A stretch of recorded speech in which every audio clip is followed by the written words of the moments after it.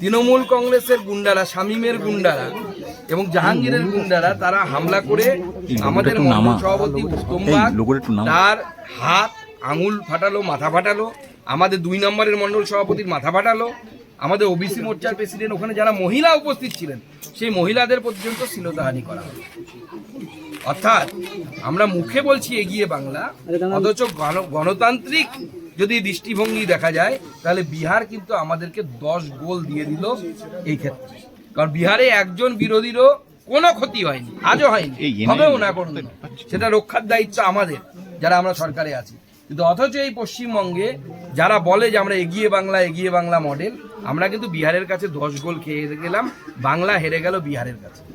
দাদা, এবার মৃত ব্যক্তির ভোটার কার্ড কিনে এনুমারেশন ফর্ম জমা দিয়ে ভোটার তালিকায় নাম তোলার চেষ্টা বাংলাদেশে এই ঘটনা ঘটেছে। সেখানে দেখা যাচ্ছে 9 বছর আগে একজন মৃত, তার ভোটার কার্ড নিয়ে সেখানে ফর্ম ফিল আপ করা হলো, বিএলও সেই ফর্ম সই করে ছেড়েও দিলেন। এবং বাংলাদেশি যুবক তিনি ভারতের ভোটার কার্ডে ঢুকতে চাইছেন মৃত ব্যক্তি। দেখুন, গোটা রাজ্য জুড়ে এরকম অনেক এখন ব্যবসা চলছে এবং এই ব্যবসার মূল যিনি কারিগর তিনি হচ্ছেন মমতা বন্দ্যোপাধ্যায় এবং তৃণমূল কংগ্রেস। সেই জন্য মমতা বন্দ্যোপাধ্যায়ের নেতৃত্বে এই পশ্চিমবঙ্গকে পশ্চিম বাংলাদেশ বানানোর একটি চক্রান্ত চলছে। আমরা আগেও বলেছি, এখন মানুষ বুঝতে পারছে। কয়েকশো মানুষ বর্ডার পেরিয়ে বাংলাদেশে ফিরে যাচ্ছে, তারা এখানকার নাগরিক নন। যারা ভারতবর্ষের নাগরিক তারা অবশ্যই ভারতবর্ষে থাকবেন, ভারতবর্ষে ভোট দেবেন, এটাই স্বাভাবিক। কিন্তু একের পর এক এই ঘটনা প্রমাণ করছে যে মমতা বন্দ্যোপাধ্যায় চাইছেন যে ভারতবর্ষের এই অঙ্গরাজ্য অর্থাৎ পশ্চিমবঙ্গের ডেমোগ্রাফি পরিবর্তন হোক, তার জাতিবিন্যাস পরিবর্তন হোক এবং এই অংশে উনি এবং ওনার পরিবার জমিদারির মতো বছরের পর বছর বংশ পরম্পরায় যেন রাজত্ব করতে থাকেন। সেটা হবে না। মাননীয় প্রধানমন্ত্রী ডেমোগ্রাফিক মিশন ঘোষণা করেছেন, এর আগে আপনারা দেখেছেন, তার বক্তব্যে এসেছে। আমার বিশ্বাস আগামী দিনে ভারতবর্ষকে ইনট্যাক্ট রাখার জন্য, ভারতবর্ষ যাদের দেশ তাদের জন্য রাখার জন্য যা যা করার সে করবে। প্রধানমন্ত্রী এসএসসি নতুন নিয়োগ মামলায় 9 মার্চ 2025 নিয়োগ প্রক্রিয়া সমস্ত ওএমআর প্রকাশের নির্দেশ। নবম, দশম, একাদশ, দ্বাদশ শ্রেণীর যে নিয়োগ প্রক্রিয়া সমস্ত ওএমআর প্রকাশের নির্দেশ দিয়েছে অমৃতা সিনহা। এই সরকার জবে থেকে ক্ষমতায় এসেছে এমন একটিও রিক্রুটমেন্ট হয়নি যে রিক্রুটমেন্টগুলো পয়সা ছাড়া বা দুর্নীতি ছাড়া হয়েছে। এমনকি এই যে ভায়োলেন্স হয়েছে সেই ভায়োলেন্সের সাথে যুক্ত যারা ব্যক্তি প্রত্যেকে এখানে তৃণমূল কংগ্রেসের ক্যাজুয়াল স্টাফ, বিভিন্ন বডিতে তারা ক্যাজুয়াল স্টাফের কাজ করে। তো চাকরি চলে যাওয়া উচিত ছিল তো তাদের, যে এই ধরনের অপরাধ করার জন্য। কিন্তু দুর্ভাগ্যের বিষয় যে এই সরকার এদেরকে গুন্ডা পোষার কাজ করে, এদেরকে গুন্ডা হিসেবে ব্যবহার করে পোষার কাজ করছে। এবং এই যে এসএসসির কথা বলছেন, আরও কত চাকরি দেখুন, প্রাইমারিতে এরপরে কি হবে, কোথায় কি হবে, আমরা তো ভয়ে আছি। আমরা ভয়ে আছি এই জন্য যে তৃণমূল চুরি করেছে, কিন্তু এর ফলে ভুক্তভোগী হতে হচ্ছে সাধারণ মানুষকে। বিজেপি ক্ষমতায় এলে স্বচ্ছভাবে রিক্রুটমেন্ট হবে, ঠিক যেভাবে আমরা প্রতি 2-3 মাস অন্তর প্রায় 70,000 করে লোকেদেরকে, যুবক যুবতীদেরকে আমরা অ্যাপয়েন্টমেন্ট লেটার তুলে দিচ্ছি রোজগার মেলার মাধ্যমে। এবং দুর্নীতির একটা অভিযোগ পর্যন্ত নেই, একটা অভিযোগ পাবেন না। দাদা, বারাসাতে যে চোখ খুবলে নেওয়ার ঘটনায় সেখানে মৃত প্রীতমের মাকে চাকরি দিল রাজ্য সরকার, এবং আজ বুধবার রাতে।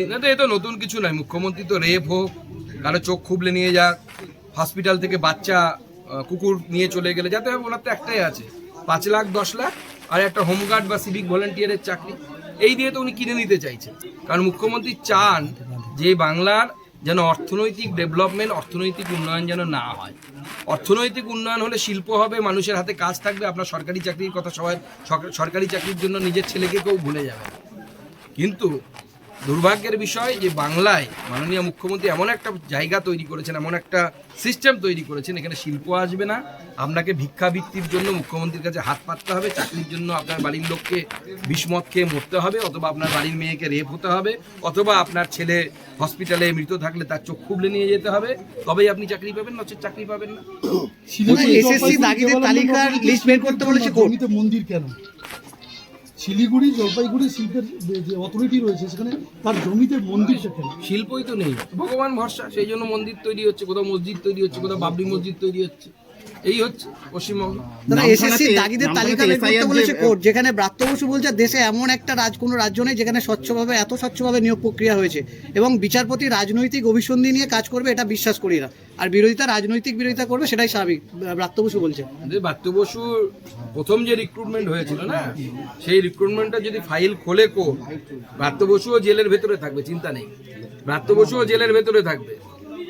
এমন কোন রিক্রুটমেন্ট হয়নি যাতে দুর্নীতি হয়নি। আপনারা দেখতে পাচ্ছেন ফাঁকা ওএমআর শিট দেখা যাচ্ছে, লজ্জা লাগে না এই লোকটা? দোকান কাটা নাকি?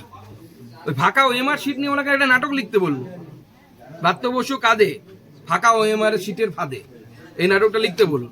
বলছি নামখানাতে এসআইআর যে কাজের চাপে একজন বিএলও স্ট্রোক হয়েছে, ব্রেন স্ট্রোক হয়েছে, তাকে পিজিতে ভর্তি হয়েছে।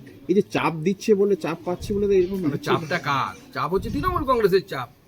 মুখ্যমন্ত্রী স্বয়ং বলে দিয়েছেন যে আপনারা মনে রাখবেন নির্বাচন কমিশন চলে যাবে, আপনারা সরকারি কর্মচারী, আমরাই থাকবো। এটা কম চাপ নাকি? এই চাপেই তো সবাই মারা যাচ্ছে।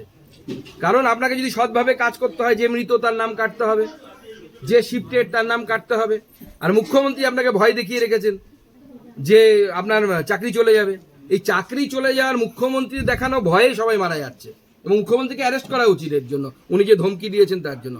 আমরা যদি কাউকে খুনের ধমকি দিই, আমি যদি আপনাকে খুনের ধমকি দিই, তা আপনি আমার বিরুদ্ধে পুলিশে যদি কমপ্লেন করে, পুলিশ আমার বিরুদ্ধে ব্যবস্থা নেবে। তো স্বয়ং মুখ্যমন্ত্রী যখন ধমকি দিচ্ছেন যে আপনারা ঠিক কাজ করলে আপনাদের আমি চাকরি দেখে খেয়ে নেবো, তো সেই মুখ্যমন্ত্রীর বিরুদ্ধে অ্যারেস্ট হবে না? হওয়া উচিত। তো এই অসুস্থ বা স্ট্রোক যে মুখ্যমন্ত্রীর কারণেই হচ্ছে, একদম মুখ্যমন্ত্রীর কারণে হচ্ছে। কারণ দেখুন, চাকরি চলে যাওয়ার ভয় তো সবার থাকবে।